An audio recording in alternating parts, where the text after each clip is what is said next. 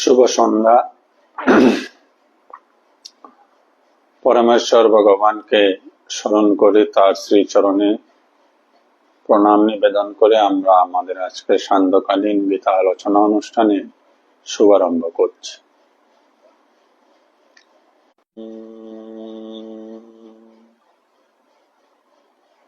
শ্রী পরমাত্মনে নমঃ। আমরা স্বরূপ চিন্তন করব।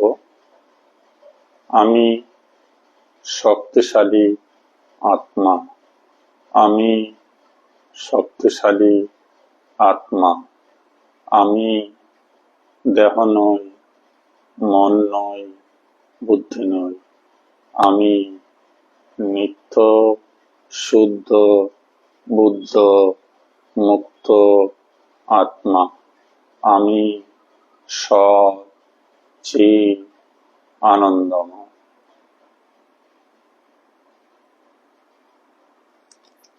গতদিনের ফেসবুক লাইভ অনুষ্ঠানে আমরা শ্রীমদ্ ভগবত গীতার 14 অধ্যায় 14 নম্বর শ্লোকটি পর্যন্ত আলোচনা করেছিলাম। 14 নম্বর শ্লোকে ভগবান শ্রীকৃষ্ণ বলেছিলেন, যদি সত্যগুণ বৃদ্ধি প্রাপ্তিকালে কোনো ব্যক্তির মৃত্যু হয়, তাহলে তিনি উত্তম কর্মকারীগণের নির্মল লোক প্রাপ্ত হন। আজ আমরা তার পরের অংশ থেকে আলোচনা শুরু করব, অর্থাৎ শ্লোক ক্রমসংখ্যা 15। রজগুণ বৃদ্ধি প্রাপ্তিকালে মৃত্যু হলে কি হয়, তমগুণ বৃদ্ধি প্রাপ্তিকালে মৃত্যু হলে কি হয়, সেটা 15 নম্বর শ্লোকে ভগবান শ্রীকৃষ্ণ বলছেন। রজসি প্রলয়ং গত্বা কর্ম সঙ্গী সুজায়তে তথা প্রলীন তমসি মূঢ়যোনিষু জায়তে। রজসি প্রলয়ং গত্বা কর্ম সঙ্গী সুজায়তে তথা প্রলীন তমসি মূঢ়যোনিষু জায়তে। রজসী মানে রজগুণ বৃদ্ধিকালে প্রলয়ং গত্বা, প্রলয় মানে এখানে মৃত্যুর কথা বলা হচ্ছে। তার রজগুণ বৃদ্ধিকালে যার মৃত্যু হয়, কর্ম সঙ্গীষু জায়তে, যেহেতু রজগুণের বৃদ্ধি মানেই হচ্ছে কর্মের প্রতি প্রচন্ড আসক্তি, তাই রজগুণ বৃদ্ধিকালে যদি কোনো ব্যক্তির দেহাবসান হয়, তাহলে বলা হলো কর্ম সঙ্গী সুজায়তে, অর্থাৎ কর্মে আসক্ত, কর্ম সঙ্গীষু, কর্মে সঙ্গ মানে আসক্তি, কর্মে আসক্ত, কর্মে আসক্ত মনুষ্য জনিতে জন্ম হয়। একমাত্র মনুষ্য জনিতে কর্মের আসক্তি জন্মায়, পশু জনিতে কর্মের আসক্তি নেই। যেহেতু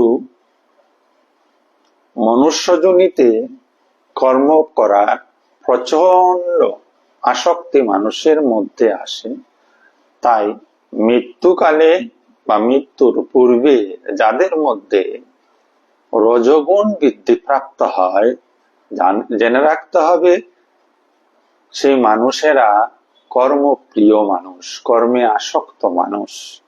তাদের মৃত্যুর পর তারা আবার মনুষ্য জন্ম লাভ করেন কর্ম করার জন্য।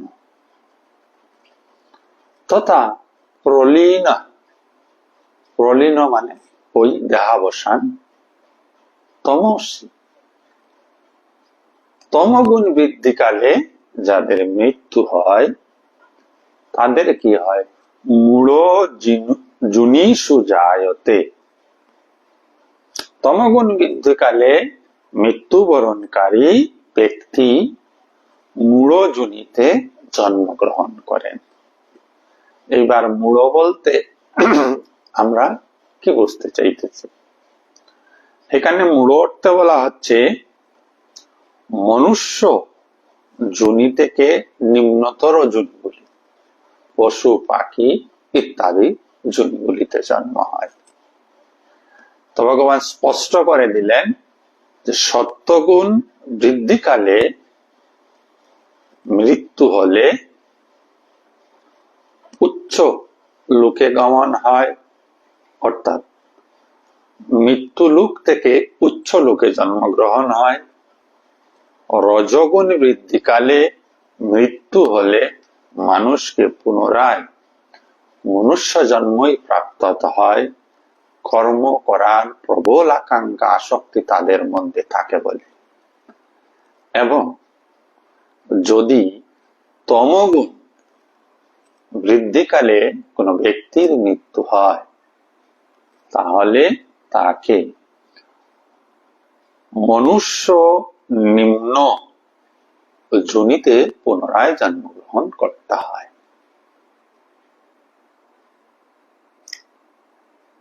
আমরা সনাতন ধর্মে পুনর্জন্মে বিশ্বাস রাখি এবং তার যথেষ্ট প্রমাণও রয়েছে যে মানুষের পুনর্জন্ম হয়। তো পুনর্জন্মের মূল যে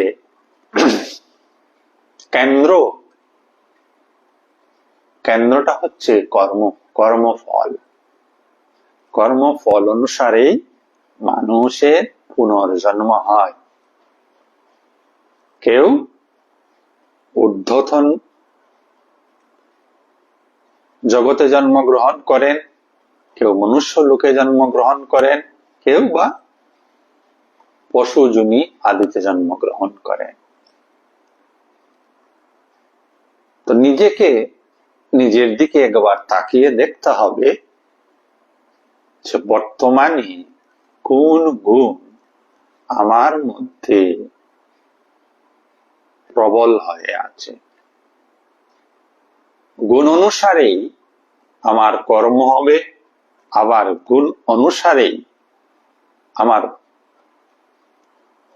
কর্ম জনিত ফল প্রাপ্তি হবে এবং ফল প্রাপ্তিতে আমার পুনর্জন্ম প্রাপ্তিও হবে।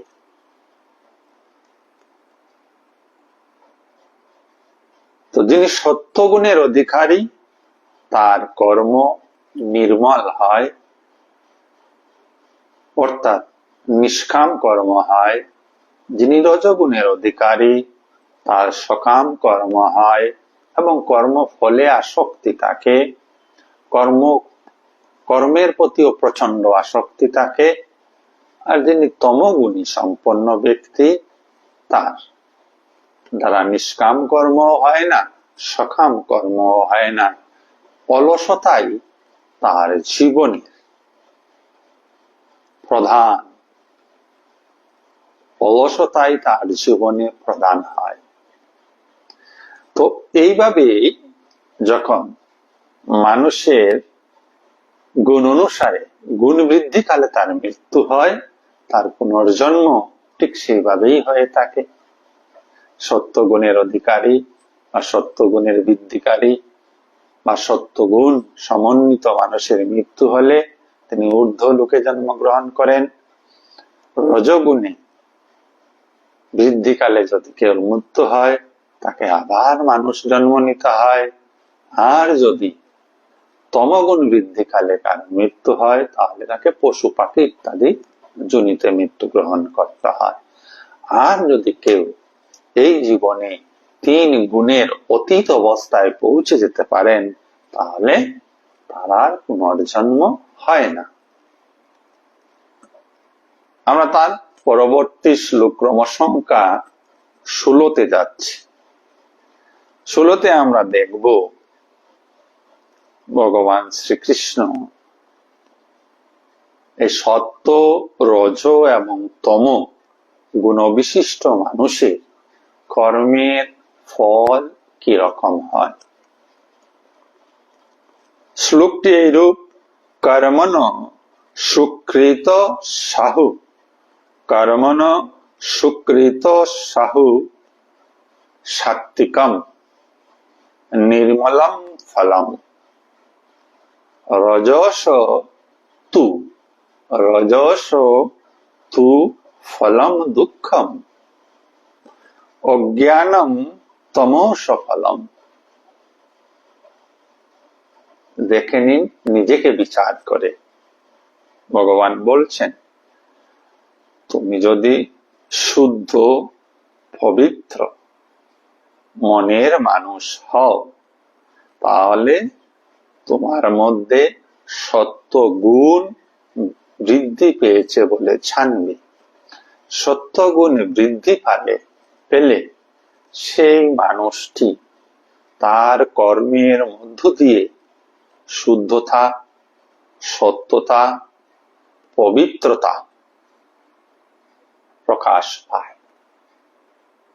সে কাউকে ঠগাঠগি করতে যায় না, কারোর সঙ্গে অন্যায় ব্যবহার করতে যায় না, কারোর ধন চুরি করতে যায় না, কাকেও অসম্মানিত করতে যায় না।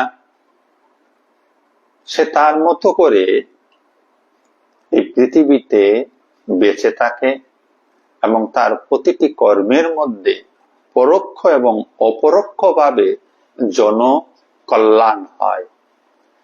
যে বা যারা পবিত্র মনের অধিকারী, শুদ্ধ মনের অধিকারী, নির্মল মনের অধিকারী হয়ে এই জগতে কর্ম করছেন, তাদের কর্মফল নির্মল হয়, শুদ্ধ হয়, স্বচ্ছ হয়। অর্থাৎ এই কর্ম ফল থেকে আরো নতুন কর্মের সৃষ্টি হয় না। সত্যগুণ বিশিষ্ট মানুষ যে কর্ম করেন, সেই কর্ম থেকে নির্মল ফল প্রাপ্তি হয়। অর্থাৎ দুঃখ প্রাপ্তি হয় না, সুখ প্রাপ্তি হয় না, শুধু আনন্দ প্রাপ্তি হয়, শান্তি প্রাপ্তি হয়, নির্মলতা প্রাপ্তি হয়। কেন? কারণ তার মনে অপবিত্রতা নেই, অশুদ্ধতা নেই। অপবিত্রতা, অশুদ্ধতা, গরলতা, স্বার্থবুদ্ধিতা নিয়ে যখন মানুষ জগতে বা সংসারে কর্ম করে, তখন তার কর্ম রাজসিক কর্ম হয় এবং সেই রাজসিক কর্ম সর্বদা অন্য কর্মের সৃষ্টি করে এবং তার কর্মফল দুঃখজনক হয়। তো সাত্বিক কর্মের ফল নির্মলতা, রাজসিক কর্মের ফল দুঃখ এবং তামসিক কর্মের ফল অজ্ঞান। তো কর্ম নিজে নিজে সাত্বিক হয় না, কর্ম নিজে নিজে রাজসিক হয় না, কর্ম নিজে নিজে তামসিক হয় না। একটি কর্ম যখন কোনো ব্যক্তি করছেন, কর্তার মনে ভাবের উপর নির্ভর করে কর্মটিকে সাত্বিক বা রাজসিক বা তামসিক ভাবে অভিহিত করা হয়। ধরুন, এই মুহূর্তে আমরা যে সবাই সৎসঙ্গ করছি, এটাও একটা কর্ম। এই কর্মটি কি? সাত্বিক কর্ম। এই কর্মের মধ্যে অন্যের উপকারের আমরা চিন্তা করছি না, অন্যকে ঠকানোর চিন্তা করছি না, অন্যের লোকসানের কথা চিন্তা করছি না। এই কর্মের মধ্য দিয়ে আমরা নিজেকে পবিত্র করার, নিজেকে শুদ্ধ করার, নিজেকে ঈশ্বরে সমর্পণ করার জন্য কর্ম করছি। তাই ইহা সাত্বিক কর্ম।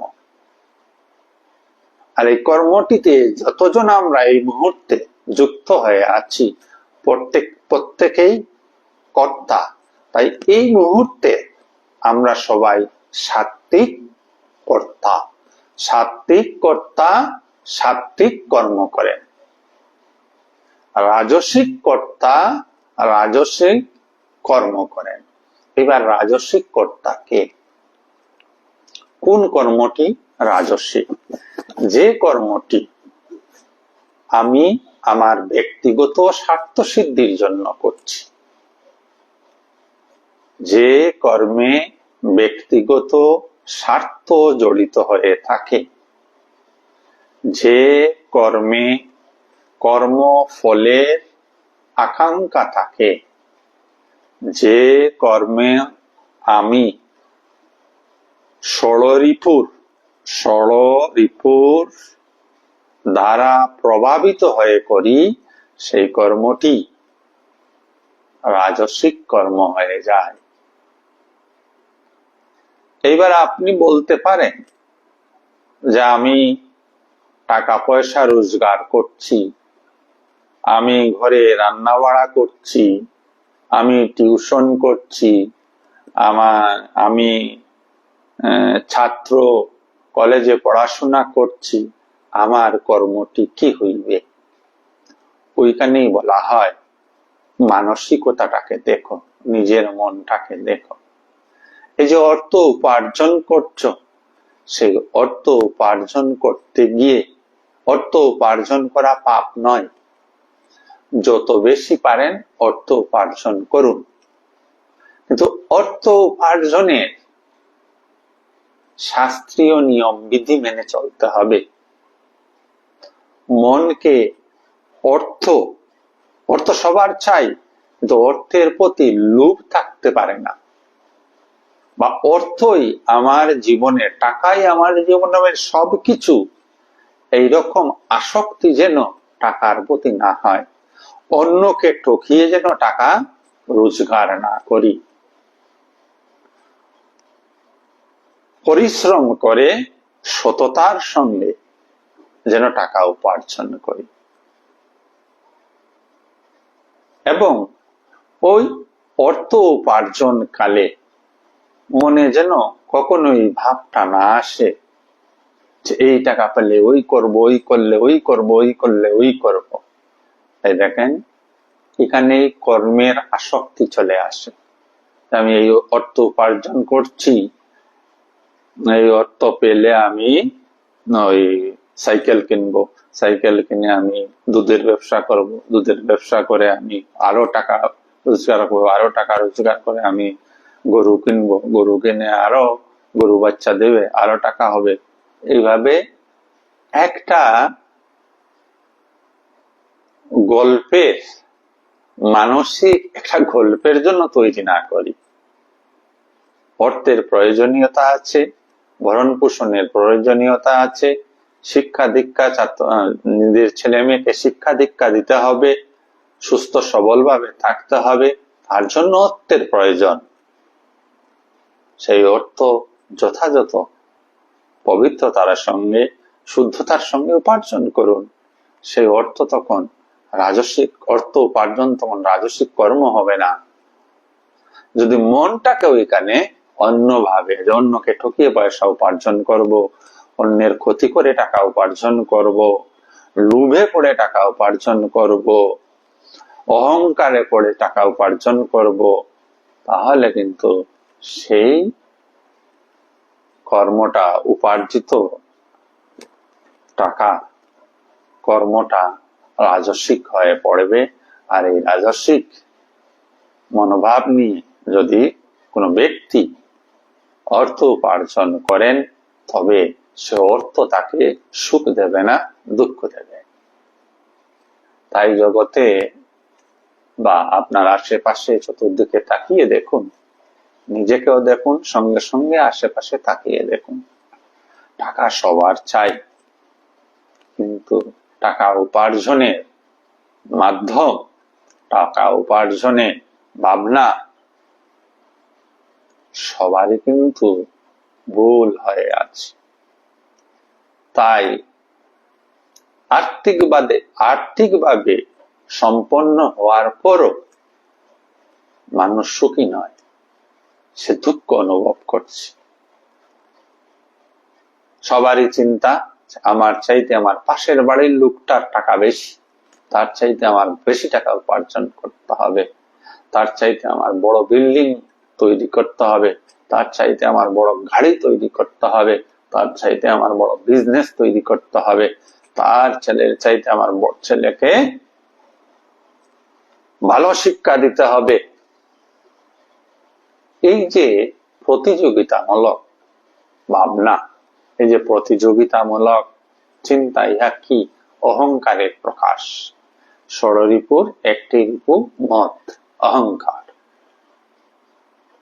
তার গাড়ি থেকে আমার গাড়ি বড় হওয়া চাই, লোভের প্রকাশ, ঈর্ষার প্রকাশ।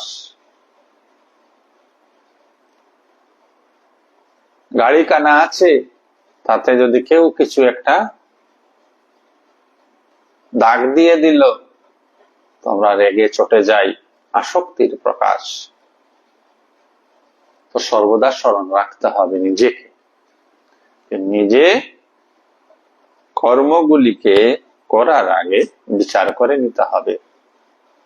অর্থ উপার্জন করব, খুব সুন্দর কথা, সংসার জীবন যাপন করবেন, খুব সুন্দর কথা। এই ভুল সিদ্ধান্ত কখনোই যাবেন না। সে আধ্যাত্মিক ভাবে জীবন যাপন করতে হলে টাকার উপার্জন করতে হবে না, সংসার ছেড়ে দিতে হবে, ভুল কথা। একদম সংসারে থাকুন, শুদ্ধতা পবিত্রতার সঙ্গে অর্থ উপার্জন করুন, সাত্ত্বিকভাবে অর্থ উপার্জন করুন।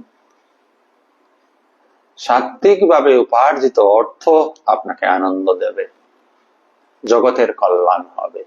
রাজস্বিকভাবে উপার্জিত অর্থ আপনাকে দুঃখ দেবে। আর যারা তামসিক, অর্থাৎ যারা অলসতা প্রিয়, নিদ্রা প্রিয়, তারা তো কর্মই করে না।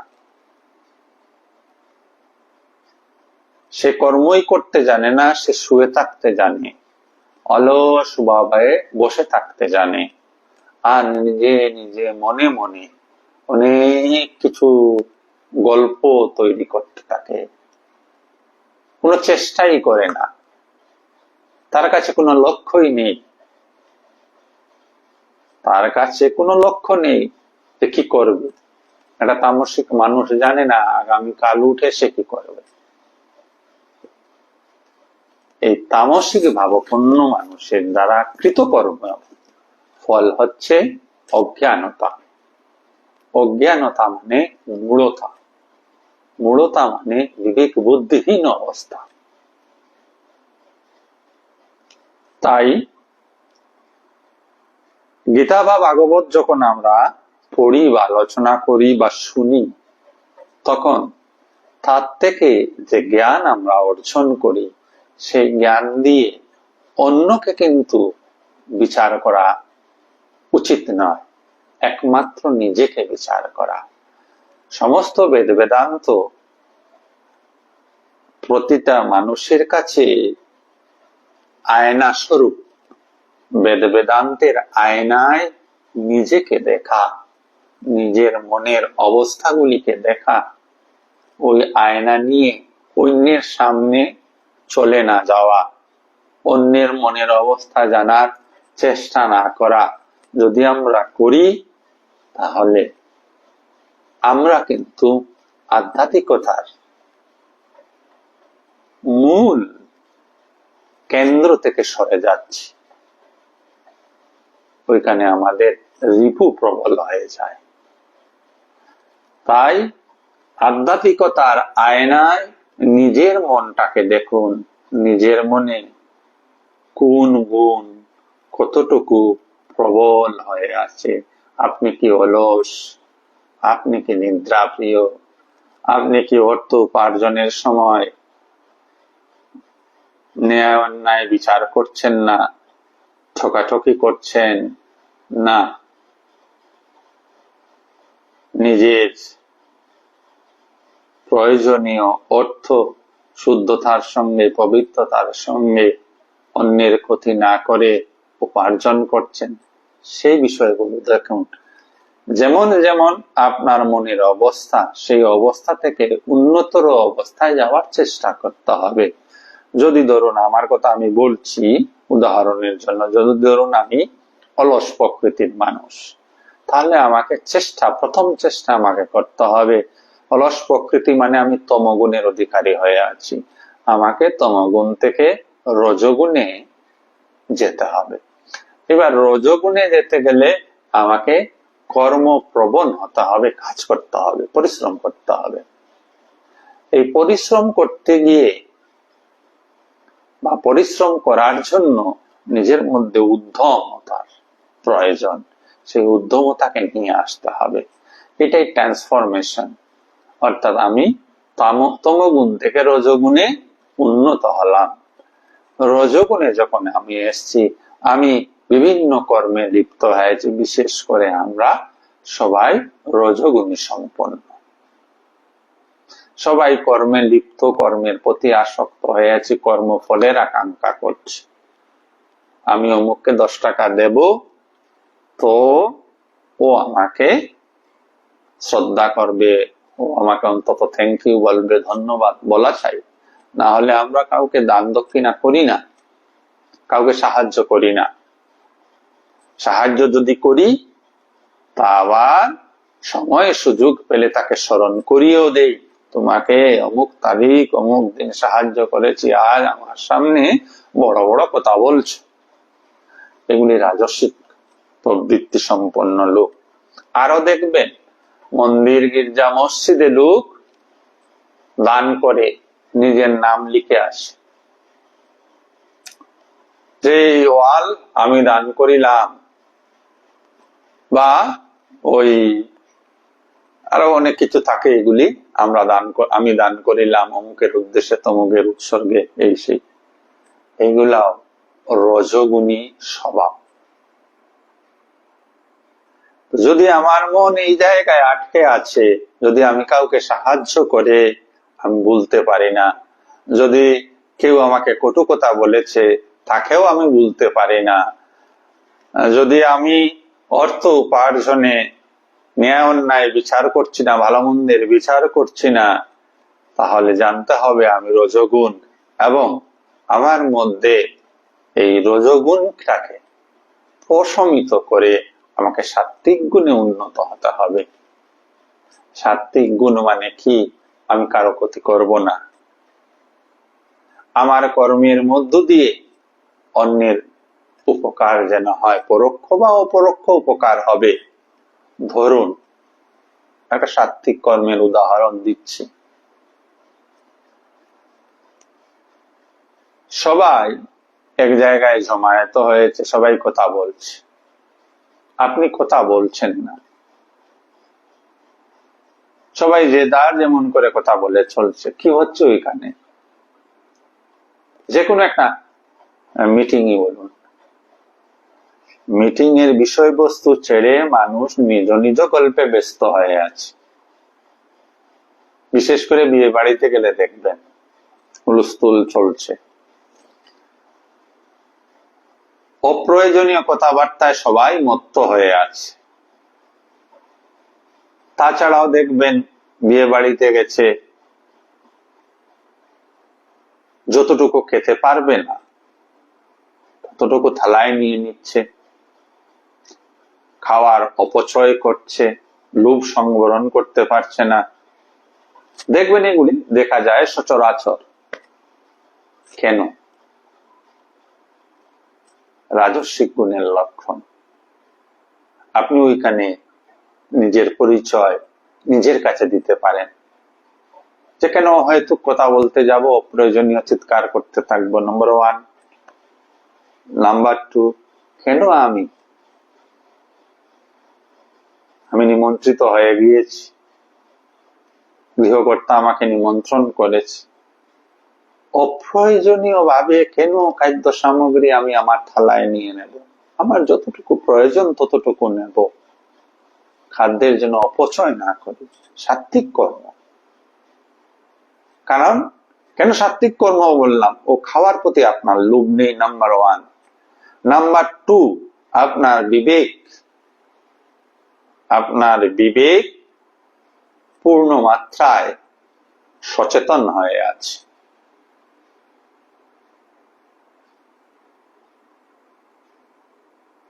এবং সেই জন্যই আপনি ওই উপস্থিত বিয়ে বাড়িতে অন্যান্যদের মতো ব্যবহার করছেন না। আপনার মধ্যে সাত্বিকতার প্রকাশ, আপনার কর্মটি তখন সাত্বিক হয়ে যায়। তো রজগুণী স্বভাব সম্পন্ন যদি আমি থাকি, আমাকে সাত্বিক গুণে উন্নত হতে হবে। সাত্বিক গুণে পৌঁছানোর পর, এখানে শেষ নয়, সাত্বিক গুণে পৌঁছানো শেষ কথা নয়, আধ্যাত্মিকতার শেষ কথা নয়। সাত্বিক গুণেও মানুষের অহংকার থাকে যে আমি সাত্বিক। সাত্বিক গুণ সম্পন্ন মানুষেরা সাধারণত ঈশ্বর প্রবণ হন, আধ্যাত্মিকতা প্রবণ হন। তো তাদের মধ্যে একটা অহংকার চলে আসে, সাধারণ মানুষেরা থেকে আমি একটু আলাদা। এই যে আমি তিলক পড়ছি, এই যে আমি গলায় তুলসীর মালা দিয়ে ঘুরছি, বা আমি সর্বদা পূজা পার্বণ করছি, গীতা ভাগবত পড়ছি, অন্যের অপকার করছি না, এই ভাবনাগুলি যদি চলে আসে, তাহলে এই ভাবনাগুলি অহংকারের পরিচায়ক। এই অহংকার যদি থেকে যায়, তাহলে আপনি মুক্তির স্বাদ পাবেন না। তো সত্য গুণ একটা অবস্থা পর্যন্ত আধ্যাত্মিকতার অগ্রগতি মাত্র, শেষ নয়, দি এন্ড নয়। আমরা সাত্বিক গুণটাকেও অতিক্রম করে যেতে হবে নির্গুণ অবস্থায়। প্রত্যেকটা সতরজতম, প্রত্যেকটাই গুণবিশিষ্ট মানুষকে পৌঁছাতে হয় নির্গুণ অবস্থায়, নির্বিচার অবস্থায়। প্রত্যেকটা গুণেই মানুষ বিচার করে, বিচার শক্তির দ্বারা আক্রান্ত হয়ে বা প্রভাবিত হয়ে কর্ম করে। তমগুণী, তার মধ্যে যে বিচার আসে, অলসতার বিচার, তাই সে কোনো কর্ম করে না। তো অলসতার বিচার তার মধ্যে রয়েছে, প্রমাদের বিচার তার মধ্যে রয়েছে। রজগুণীর মধ্যে অনেক বিচার রয়েছে, টাকা পয়সার বিচার, সম্পর্কের বিচার, বাড়ি গাড়ি গয়নার বিচার।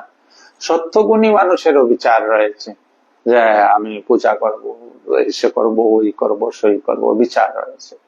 তো যতক্ষণ মনে বিচার বর্তমান, ততক্ষণ মানুষটি কোনো না কোনো গুণের দ্বারা প্রভাবিত হয়ে আছে।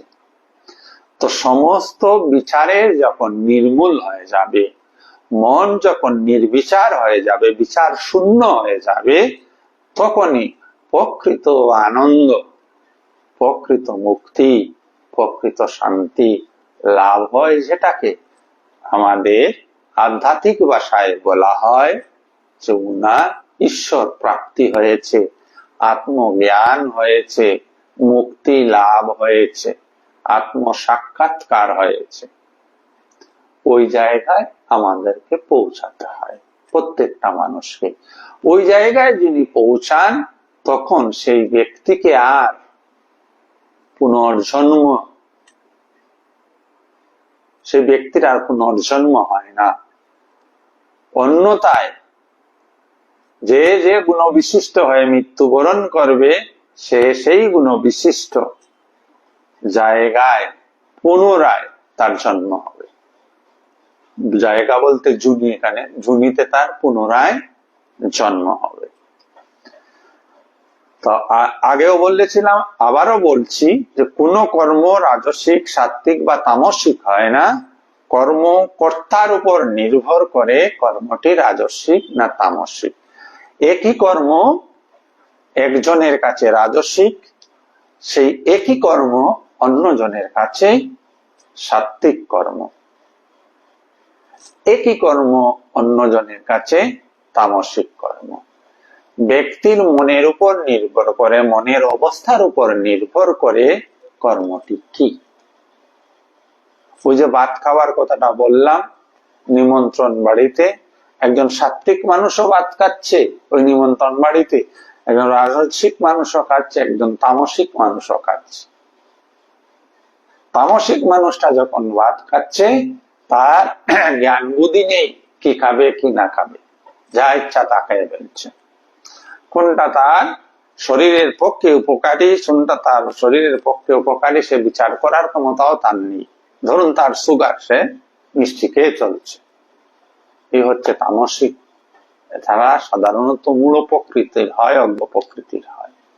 রাজসিক মানুষটা লোভ সংবরণ করতে না পারে, মাছে মাংসে সবকিছু খাচ্ছে, পরদিন পেট খারাপ। এই খাওয়া ফল কি হলো?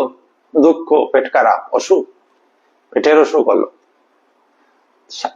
তো একই ভাত খাওয়া, তামসিক লোকটাও ভাত খাচ্ছে, জানছে না বুঝছে না কি খাচ্ছে, খেয়েই চলছে। কতটুকু খাওয়ার প্রয়োজন, কি খাওয়া প্রয়োজন, তার শরীরের উপকারী কি জিনিস তারা বুঝছে না, খেয়ে চলছে। রাজসিক মানুষটি ডুবে পড়ে পেয়েছি যদি বিনা পয়সার খাওয়া, যা পারি খেয়ে নেই, পরের দিন অসুস্থ।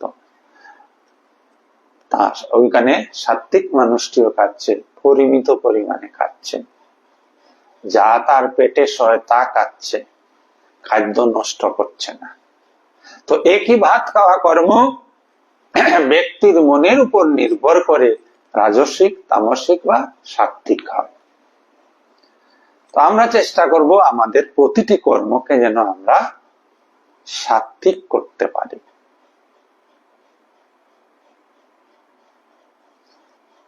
আমরা তার পরবর্তী শ্লোকটির দিকে অগ্রসর হচ্ছি। শ্লোক নম্বর সংখ্যা 17।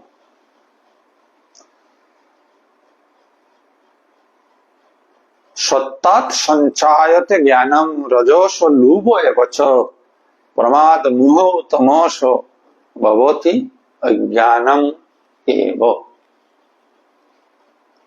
ভগবান শ্রীকৃষ্ণ বললেন, সত্য গুণ থেকে কি হয়? জ্ঞান বৃদ্ধি হয়। রজগুণ থেকে লোভ বৃদ্ধি হয়। তমগুণ থেকে মোহ, অজ্ঞানতা উৎপন্ন হয়।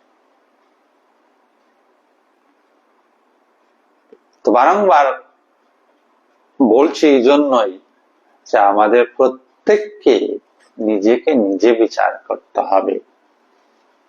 আমার মধ্যে কি কি গুণ রয়েছে, নিজের গুণগুলিকে নিজে জানতে হবে। শাস্ত্রের বিচারে, গীতার বিচারে, গীতার আলোয় বা গীতার আয়নায় সামনে ধরুন, একাকী বসুন, নিজেকে জিজ্ঞেস করুন। যখনই কোনো কর্ম করছেন তখনও একবার 1 মিনিট 1 সেকেন্ডের জন্য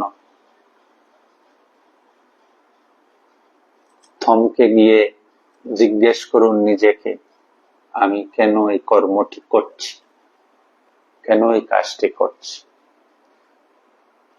তখন আপনার মনে আপনাকে উত্তর দিয়ে দেবে। প্রত্যেক মানুষের মনে একটা সুন্দর মন রয়েছে আর একটা অসুন্দর মন রয়েছে। প্রত্যেক মানুষ কর্ম করার আগে, ভুল কর্ম করার আগে তার এই সুন্দর মন, পবিত্র মন তাকে বাধা দেয়। কিন্তু অশুদ্ধ মনের অধিকারী যারা আমরা, সুন্দর মনের, পবিত্র মনের এই বাধাকে উপেক্ষা করে আমরা নিজ স্বার্থ সিদ্ধির জন্য বিভিন্ন ধরনের ভুল কর্ম করে ফেলি, আর যার ফল দুঃখ, আজীবন দুঃখ আমাদেরকে পেতে হয়। মনুষ্য জন্ম দুঃখের জন্য নয়, মনুষ্য জন্ম দুঃখের জন্য নয়, মনুষ্য জন্ম আনন্দের জন্য। মনুষ্য জন্ম এই জগৎকে আনন্দের সঙ্গে উপভোগ করার জন্য। জগতের দ্বারা প্রভাবিত না হয়ে নিজের আত্মিক অবস্থার দ্বারা প্রভাবিত হয়ে জগৎকে উপভোগ করা। বড় সুন্দর সুন্দর জিনিস এই জগতে রয়েছে, সুন্দর জিনিসগুলিকে সুন্দরভাবে পবিত্রতার সঙ্গে, আনন্দের সঙ্গে, শান্তির সঙ্গে উপভোগ করা। দুর্ভাগ্যবশত আমরা পৃথিবীর সৌন্দর্যতাকে উপভোগ করতেই পারি না। আমাদের কাছে উপভোগ্য সৌন্দর্য সময় নাই বললেই চলে। এই গোটা জীবনে আপনি দেখুন, কয়টা মুহূর্ত আপনার জীবনে আছে যে মুহূর্তগুলি আপনি জীবনকে উপভোগ করেছেন, হ্যাঁ, খুঁজে পাবেন না, একটা মুহূর্ত খুঁজে পাবেন না। কারণ কেন? কারণ প্রতিটা মুহূর্তে আপনি জীবনে যন্ত্রণা পেয়েছেন। জীবন যন্ত্রণাদায়ক কেন হয়? যে এখন জীবনের কর্ম সিদ্ধান্তগুলি ভুল হয়, কর্মগুলি ভুল হয়, তখনই জীবন যন্ত্রণাদায়ক হয়। কর্মের গতিগুলি যখন স্বার্থকেন্দ্রিক হয়, সকাম হয়, সেই কর্মগুলি মানুষকে আজীবন দুঃখ দিয়ে যায়। তো আমাদের জীবনের যে বর্তমান পরিস্থিতি, অবস্থা, তার জন্য এই পৃথিবীর কেউ দায়ী নয়। না আমার ছেলে দায়ী, না আমার স্ত্রী দায়ী, না আমার স্বামী দায়ী, না আমার পুত্র দায়ী, না পাড়া প্রতিবেশী দায়ী, না আত্মীয় স্বজন দায়ী। একমাত্র দায়ী আমি নিজেই, অন্য কেউ দায়ী নয়। এই সদ্বুদ্ধি, এই সৎ জ্ঞানটাকে প্রথমে ধারণ করতে হবে। আমার জীবনের সুখ দুঃখের কারণ আমি নিজে, অন্যকে দোষারোপ করা চলবে না, কোন পরিস্থিতিকে দোষারোপ করা চলবে না। কারণ জীবনে যে কয়েকটি পরিস্থিতির আপনি বা আমি সম্মুখীন হয়েছি, প্রত্যেকটি পরিস্থিতির জন্য আমি দায়ী। আমি দায়ী। নিজেকে দোষী সাব্যস্ত করতে হবে, অন্যকে নয়। নিজেকে দোষী সাব্যস্ত করতে জানেন, তিনি প্রকৃত জ্ঞানী পুরুষ, তিনি প্রকৃত আধ্যাত্মিক পুরুষ।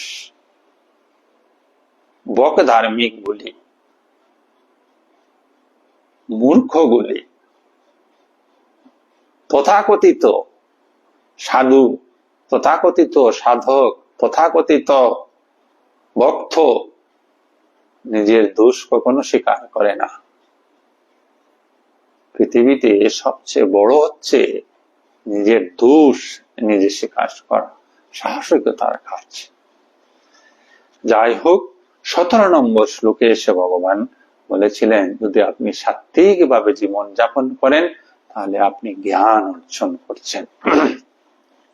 এই মুহূর্তে আমরা এই কয়েকটা সময়, কয়েকটা মুহূর্ত আমরা সাত্ত্বিক জীবন যাপন করলাম, তার ফল কি পেলাম? আমরা জ্ঞান লাভ হলো আমাদের, যে গুণ কি, গুণের দ্বারা কিভাবে লোক দুঃখ কষ্ট পাচ্ছে তা জানলাম, এবং নিজেকে কিভাবে পরিবর্তন করতে পারবো তা বুঝে উঠতে সক্ষম হলাম।